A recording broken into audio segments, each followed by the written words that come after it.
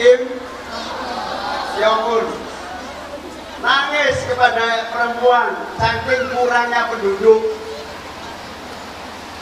Bapak-bapak di Jerman, Menteri Tenaga Kerja datang ke kantor saya, Menteri Tenaga Kerja Jerman, minta tolong dong Indonesia bisa mengirim tenaga kerja ke Jerman. Jadi berbagai profesi, tenaga kesehatan, supir, dan berbagai profesi lainnya. Karena apa? Di Jerman sudah nggak ada orang muda. Semuanya tua semua. Karena sudah jarang orang mau hamil. Alhamdulillah kok orang Bekasi ketularan nggak mau hamil juga. Jadi supaya jelas, perintah agama maqasidus syariah, perintah ajaran agama itu pertama hifdzuddin, menjaga ajaran-ajaran agama. Hifdzul nafs, menjaga jiwa. Tidak boleh ada warga negara yang meninggal dunia sia-sia, apalagi dibunuh dengan sia-sia.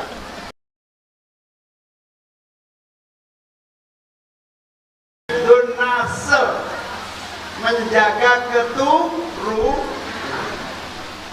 Ini perintah agama, maka wajib hukumnya negara memperhatikan keturunan sampai mulia hidupnya, sejak kandungan usia 0 hamil. Bahkan kewajiban menjaga keturunan itu sejak perkawinan dimuliakan, harus dengan akad nikah. Makanya dibuat Undang-Undang Perkawinan tahun 1974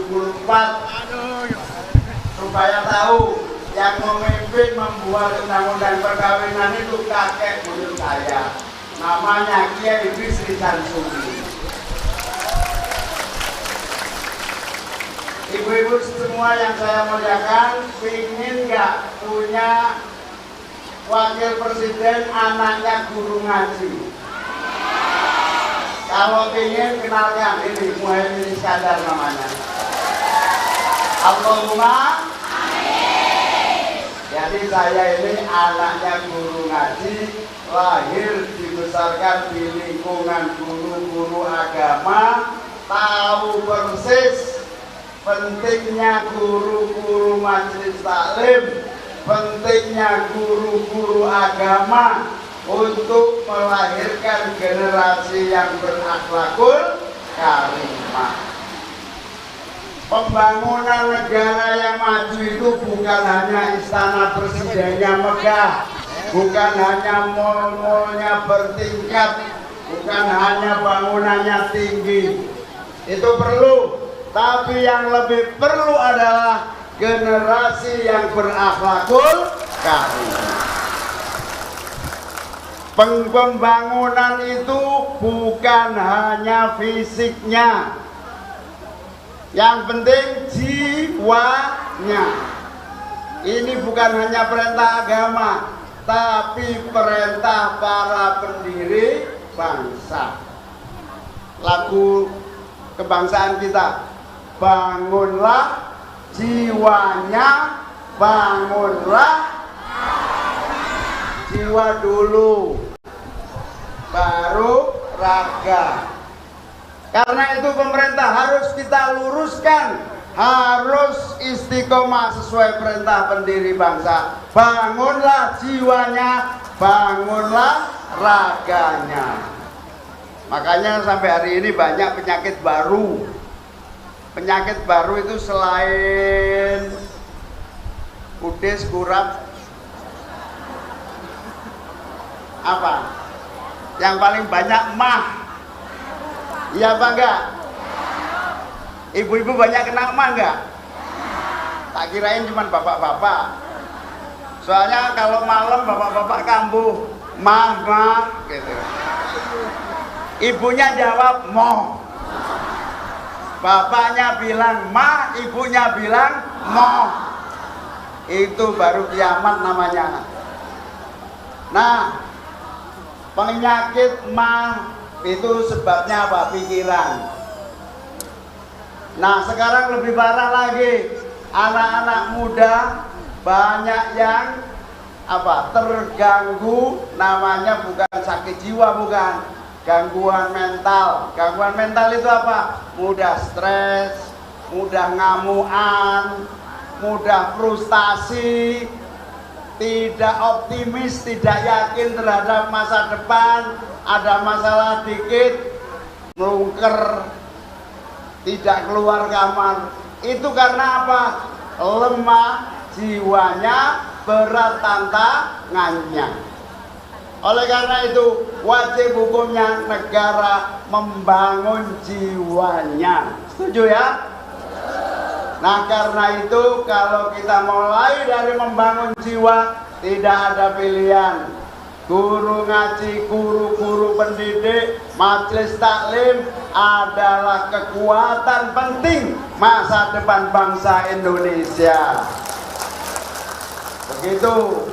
Makanya Gusti Allah nyuruh kita merebut kekuasaan. Wajib hukumnya merebut kekuasaan agar memuliakan para guru-guru kita.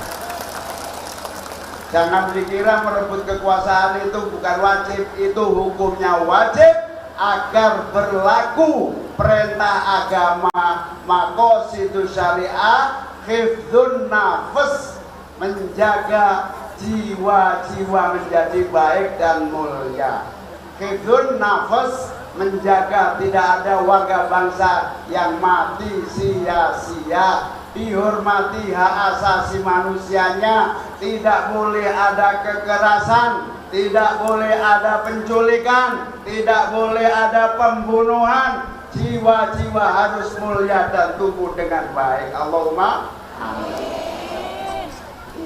Itu perintah agama. Belum lagi hifdzul mal, menjaga harta pribadi kita. Jadi kalau ada pencurian, yang salah siapa? Pemerintah. Tidak melaksanakan hifdzul mal. Yang lebih besar lagi itu apa? Hifdzul mal, menjaga sumber daya alam bangsa. Indonesia itu kaya. Indonesia itu punya emas, batu bara, nikel, tembaga, besi, mangaan, semuanya ada di bumi kita yang kaya raya. Wajib hukumnya dijaga, dikuasai oleh negara dan digunakan untuk kemakmuran dan kesejahteraan rakyatnya. Sehingga tadi yang disampaikan oleh Pak Huda tadi, guru-guru harus mulia, hidupnya harus cukup sejahtera. Maka sebetulnya enteng kalau presiden dan wakil presidennya ngerti urusan rakyatnya. Urusan gampang, majelis taklim. Contohnya, semua pesantren, lembaga pendidikan, kampus-kampus, rumah-rumah yang ditempati majelis taklim misalnya, tidak boleh kena pajak PBB. Nanti kalau Amin menang, Mas Anies dan Muhaimin menang, semua PBB untuk pendidikan dibebaskan, tidak ada lagi. Kalau ada pesantren, ada rumah yang digunakan untuk majelis-majelis, PBB digratiskan. Supaya apa? Supaya bangsa ini cerdas dengan cepat, biaya pendidikannya lebih bisa murah, sehingga penyelenggaraan pendidikan dan pesantren menjadi tidak membebani para penyelenggara. Itu yang disebut rasa terima kasih negara dan pemerintah kepada para pendidik dan pencipta generasi tangguh. Allahumma amin. Jadi kalau sekedar membebaskan PBB, insya Allah pemerintah gampang. Yang kedua, kita akan perbanyak mengangkat PNS dari guru-guru termasuk guru agama, guru-guru majelis taklim, guru-guru madrasah diniyah. Itu baru yang namanya negara. Bangunlah jiwanya, bangunlah, itu baru benar. Kita butuh bangunan yang bagus, kita butuh tempat-tempat yang megah, tapi kita juga harus memperhatikan nasib generasi yang akan datang.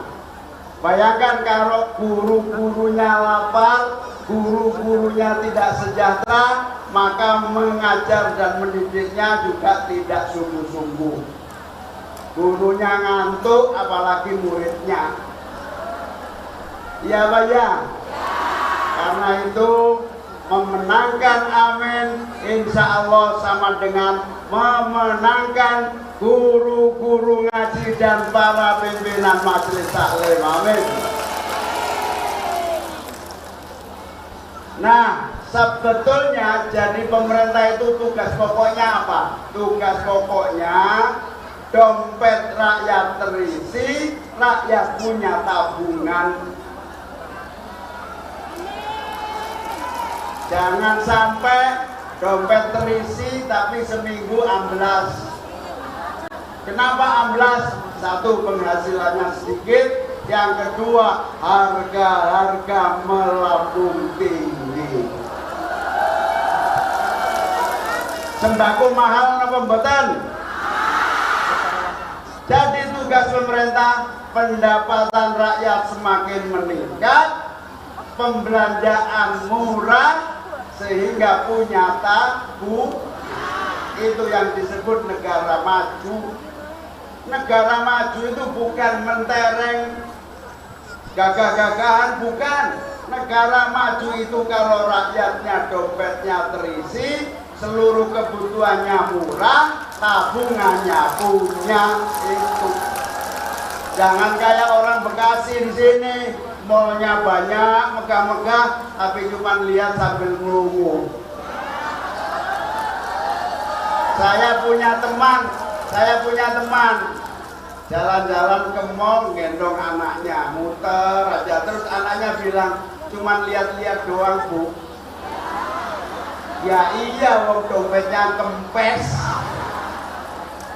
Tugas pemerintah adalah memberi sarana agar rakyat punya pekerjaan yang produktif, dompetnya terisi. Gimana caranya punya tabungan? Kesehatan harus murah, semurah-murahnya.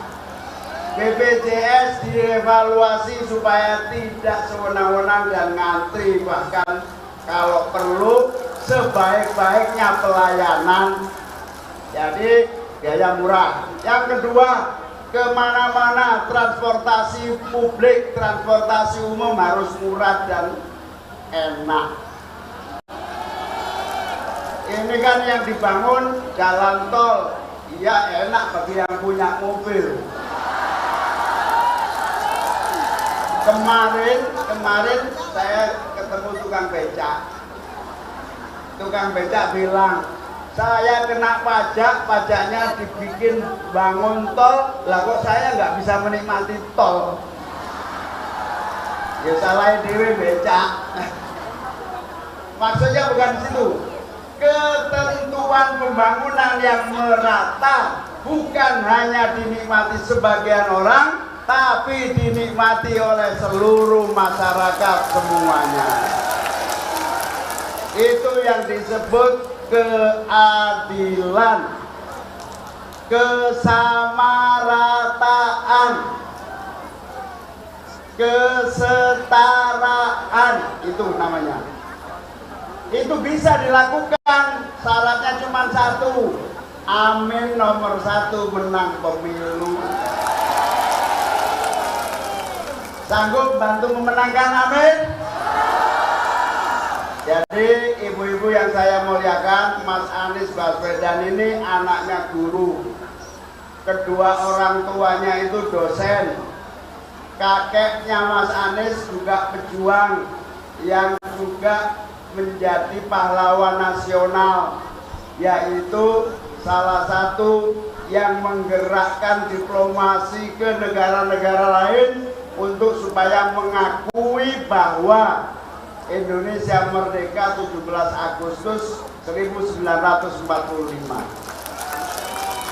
Di Surabaya bersamaan dengan kakek saya, Mbah Bisri Sansuri, menjadi komandan markas besar ulama yang menyerang dan mengusir penjajah.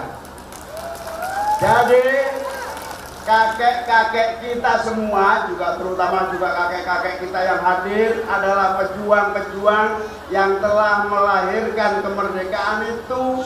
Maka wajar kalau kita semua melanjutkan cita-cita itu, menggelar karpet kemakmuran dan kesejahteraan. Itu yang disebut apa? Tugas sejarah. Tugas sejarah untuk meneruskan warisan negara ini sehingga rakyatnya makmur dan sejahtera.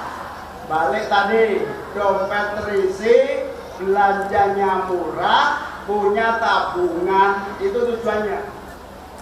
Kesehatan murah, pendidikan harus murah semurah-murahnya. Guru harus mulia dan dimuliakan, penghasilannya harus bagus, sejahtera.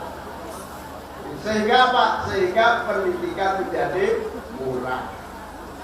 Kesehatan murah, pendidikan murah, pekerjaan gampang, kemudian tabungan semakin banyak. Kenapa ini saya yakin? Loh, Pak Muhaimin kok yakin? Saya yakin karena negara ini negara kaya raya, harusnya rakyatnya juga kaya.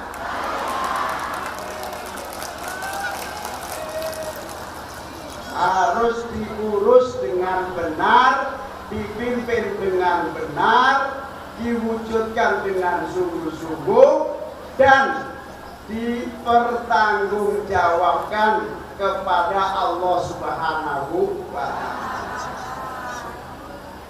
Waj'alna lil muttaqina, ini insya Allah cita-cita waj'alna lil muttaqina imama itu terwujud apabila amin nomor 1 menang tahun 2024. Amin. Hadirin dan hadirat sekalian yang saya muliakan, tadi cerita soal Hifdzun Nasl, menjaga keturunan itu perintah agama, perintah konstitusi, perintah undang-undang. Nah, alhamdulillah hari ini bangsa kita punya kelebihan, jumlah anak mudanya sudah di atas 50%. Jadi sekarang orang-orang tua jumlahnya kalah banyak dengan orang-orang muda. Karena itu negara dan pemerintah harus memperhatikan kaum muda ini benar-benar menjadi energi, menjadi kekuatan agar yang muda yang produktif ini menghasilkan banyak. Dari 10-20 tahun yang lalu kita sudah sadar bahwa yang muda ini harus diberi kesempatan, namanya bonus demografi. Tapi dari dulu sampai sekarang hanya sadar, belum ada langkah yang konkret. Insya Allah amin menang akan dilakukan langkah-langkah konkret, memberikan kesempatan pekerjaan muda untuk kaum muda ini. Malah saya punya keluhan dari teman-teman muda, kita disuruh kuliah, kita disuruh sekolah SD, SMP, SMA, setelah lulus kok disuruh nganggur. Betul apa betul? Siapa yang salah? Yang salah amin belum menang. Insya Allah Amin menang, kita ciptakan lapangan kerja minimal 15 juta lapangan kerja baru. 15 juta lapangan kerja baru. Gimana caranya? Saya dan Pak Huda serta tim sudah menyusun detail. Kalau menang dilantik, pertanian yang pertama apa? Pertama langsung hari ini dilantik, besok paginya saya langsung ke pabrik pupuk. Nek ke pabrik pupuk langsung, kalau tidak segera memproduksi ganti. Kita cari jalan. Begitu dilantik, kita panggil industri, kita bangun industri padat karya yang bisa menyerap tenaga kerja yang banyak.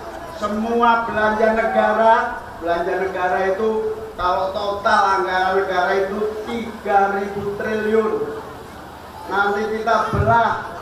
Kalau sekarang 30 triliun itu semua mayoritas untuk negara di pemerintahan pusat. Nanti kita rombak, daerah harus mendapatkan yang banyak. Kalau daerah mendapatkan banyak akan tercipta pertumbuhan ekonomi cepat, terserap tenaga kerja dengan mudah. Allahumma amin. Mimpin negara itu gampang, Bu. Yang penting anaknya guru ngaji, punya niat yang baik, membangun jiwanya, membangun raganya. Itu yang penting. Jadi insya Allah kita semua punya kesiapan, pengalaman. Saya berani ngomong begini nih karena saya berdasarkan pengalaman.